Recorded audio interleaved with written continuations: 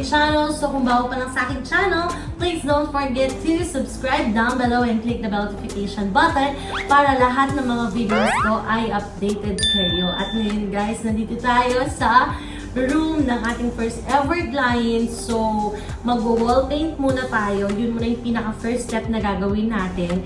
So, i-wall paint ko muna tong kanyang accent wall at saka tayo mag-aayos ng kanyang kwarto. So, let's go guys! And, ayun, umpisa na natin. First pala guys, ang kanyang theme sa kwarto ay white, gray, at saka rose gold. So, ngayon, ang ipe-paint ko is white and gray. So, first step guys ay gumamit kayo ng pencil at mag-drawing kayo ng pattern para sure na hindi kayo magkakamali. So, pag gumamit kayo ng pencil, pwede nyo rin siyang burahin kapag nagkamali kayo. So, ngayon guys, ang sumunod na ginawa namin ay sinundan ko lang yung pattern at pininturahan namin ng buo yung first layer. So, after ng first layer, pupunta tayo sa second layer at ibang color naman yung ginamit natin dyan. So, yung pinaka first layer guys, yun yung not normal na color ng paint na gray. Tapos, yung second layer, dinagdagan ko lang ng white na onte. Third layer, nagdagdag ulit ako ng white.